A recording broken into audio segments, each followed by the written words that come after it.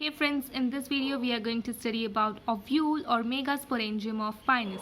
In the previous video we have studied about female cone of Pinus, in which we have studied that the female cone of Pinus consists of large amount of megasporophylls which are arranged spirally around the central axis in acropetal succession.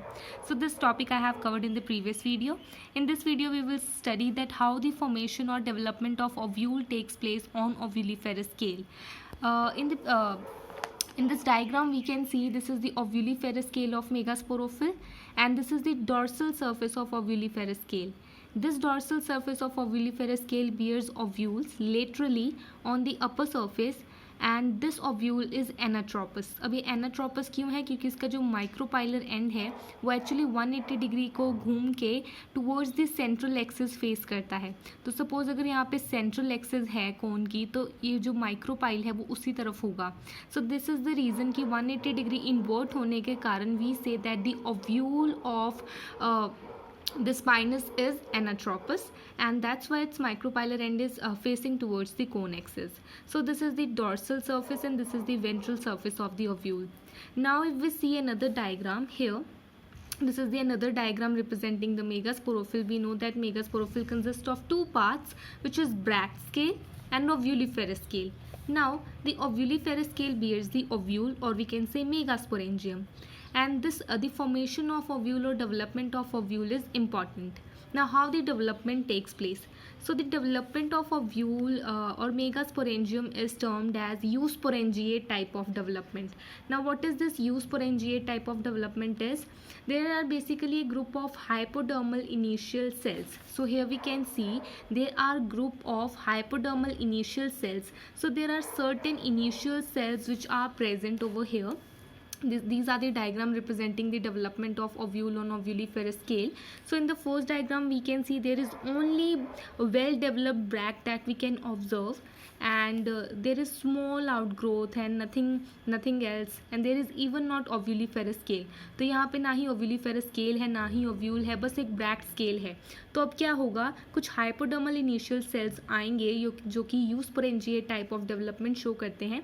तो वो hypodermal initial cells क्या करेंगे, धीरे धीरे divide होना start कर देंगे and they will divide horizontally as well as vertically and they form a group of mass of cells and they form an outgrowth or we can say protuberance and this outgrowth actually enlarges in size and forms the nucellus. तो ये जो क्या है initial sales ही बहुत ज़्यादा divide करके enlarge करके nucellus बना देते हैं.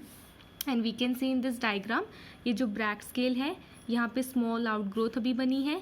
ये स्मॉल आउटग्रोथ जो है वो इनिशियल सेल्स की डिवीजन से बनी है. जैसे ही ये हाइपोडर्मल इनिशियल सेल्स जो है बड़े होना स्टार्ट हो जाते हैं एनलार्ज होना स्टार्ट हो जाते हैं, they start forming the nucellus. So in this diagram we can see this is the Bragg scale, this is the ovuliferous scale and this is the nucellus which is formed by the division of initial cells or hypodermal initial cells and that's why the development of ovule is eusporangiate type. अब जो nucellus बन गया है, अब nucellus के आसपास हम एक कवरिंग देख सकते हैं which is called as integument. Now what's the how this development takes place? Actually what happens that during the development of nucellus simultaneously the cells which are surrounding the nucellus they become meristematic in nature and they start covering the nucellus. तो nucellus बनने के साथ साथ ही कुछ आसपास के cells जो हैं वो meristematic हो जाते हैं और वो nucellus को कवर करना स्टार्ट कर देते हैं और जब इनकी कवरिंग जो है कंप्लीट हो जाती है तो इसको कहा जाता है integument. Integument is basically a protective covering which is protecting the nucellus. Now one another thing about integument is कि जो integument है वो चेलाजल एंड के साथ फ्यूज़ करती है न्यूसेलस के, जबकि माइक्रोपाइलर एंड के साथ वो फ्यूज़ नहीं करती. So we can say that integument does not completely covers the nucellus and there is a small opening towards the cone axis which is called micropylar end. So this end of the ovule is the micropylar end and this end is the chelazal end, right? So integument fuses with nucellus at the chelazal end while it remains free towards the micropylar end. So this is the way. तो इस तरह से integument की एक protective covering बन जाती है and the formation of nucellus totally takes place. Now what happens to the nucellus is कि जो न्यूसेलस के सेल्स हैं, यहाँ पे बहुत सारे न्यूसेलस के सेल्स हैं, तो कुछ टाइम बाद क्या होता है कि one of the cell which is present at the apex, यहाँ पे one of the cells of the nucellus which is present at the apex, it differentiate itself from the other cells, it becomes enlarged in size and that enlarged cell is now termed as archaeoporial cells. So here we can see कि सबसे पहले nucellus बना, nucellus की covering integument बन गई। अब उसके बाद क्या होगा, न्यूसेलस का ही एक सेल जो कि अपेक्स की ओर है, माइक्रोपाइलर एंड की ओर है, वो एनलार्ज्ड हो जाएगा, अपने आप को डिफ्रेंशिएट कर लेगा as a kind of archesporial cell and this archesporial cell further divides by periclinal division which is the horizontal division. Here again we can see in the diagram, यहाँ पे ये न्यूसेलस है, micropylar end, integument end this is ovuliferous scale, bract scale. तो यहाँ पे जो micropylar and की तरफ क्या होगा, जो न्यूसेलस का एक सेल है वो एनलार्ज होकर बना लेगा archesporial cell. This archesporial cell further divide by periclinal division to form parietal cell and the another cell is the sporogenous cell. यहाँ पे इसको हम स्पोरोजीनस सेल कहेंगे और ये बन जाएगा आगे की ओर parietal cell, upper parietal cell and lower sporogenous cell. Now what happens to the parietal cell is that parietal cell divides and redivides to form 2 to 3 layered tapetum. तो इस लेयर ने कन्वर्ट हो जाना है, इस सिंगल सेल ने इतनी बार divide करना है कि एक लेयर सी बना लेनी है या 2 to 3 लेयर्ड बॉल बना लेनी है जिसको कहते हैं टेपटम। जबकि ये जो स्पोरोजीनस सेल है ये डिफ्रेंशिएट हो जाएगा into megaspore mother cell. Remember this cell gets differentiated, this sporogenous cell gets differentiated into megaspore mother cell and the parietal cell divides and redivides to form 2 to 3 layered tapetum. Now tapetum का काम क्या है, tapetum actually provides nourishment to the developing spores. तो इसका काम है nourishment provide करना जो कि मेगास्पोर्स आगे बनेंगे उनको, जबकि मेगास्पोर मदर सेल्स का काम है डिवाइड करके मेगास्पोर को बनाना।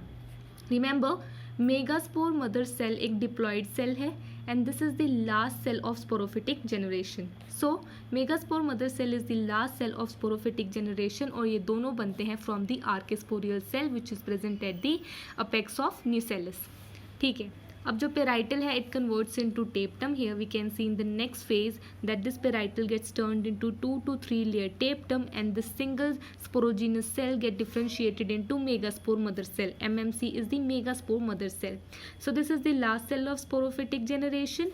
Now this megaspore mother cell starts dividing meiotically. So here in this process we can see meiosis is taking place, which means that one cell, one diploid cell gets divided into 4 cells, 4 haploid cells. तो ये जो megaspore mother cell है, the megaspore mother cell undergo meiotic division and it produces 4 linear row of haploid daughter nuclei and in them after that septa formation takes place and it leads to the formation of 4 megaspores. तो ये जो megaspore mother cell है diploid, ये divide करता है meiotically to produce megaspore mother cells जो है megaspores बनाने में मदद करता है। सो ये megaspore mother cell leads to the formation of 4 linear haploid megaspores. अब ये जो 3 मेगास्पोर्स हैं, remember this is the micropylar end this is the chalazal end, right. तो ये माइक्रोपाइलर एंड है, यहाँ पे इंटेग्यूमेंट है, ये माइक्रोपाइलर एंड है, तो यहाँ यानी कि ये माइक्रोपाइलर एंड है और यहाँ पे चलाजल एंड है। तो जो माइक्रोपाइलर एंड के 3 माइक्रोस्पोर्स होंगे they will get degenerate while the megaspore which is facing towards the chalazal end it further enlarges in size and becomes the functional megaspore. तो ये जो चीज़ है एक फंक्शनल मेगास्पोर बन जाएगी, यानी कि ये लीनियर रो में से 3 डीजेनरेट हो गए और सिर्फ एक हैप्लॉइड मेगास्पोर बचा towards the chalazal end which is called as functional megaspore. So this functional megaspore actually formation takes place inside the ovule और हमने ये भी देख लिया कि ओव्यूल की फॉर्मेशन यहाँ पे किस तरह से हुई है। Here we can understand this through this chart form कि initial hypodermal initial cell है eusporangiate type of development of ovule takes place. This initial cell divides and redivides to form nucellus. Nucellus gets covered by integument. The cells of the nucellus, one of the cell of the nucellus at the apex become enlarges in size and differentiate itself as archisporial cell, which further divide by periclinal division to form parietal cell and megaspore mother cell. The parietal cell get differentiated into tapetum, divides and redivides to form 2 to 3 layer tapetum, which provide nourishment to the developing megaspores, while the megaspore mother cells undergo meiosis to form 4 haploid linear row of megaspores, and out of which 3 degenerates and only 1 functional megaspores remains.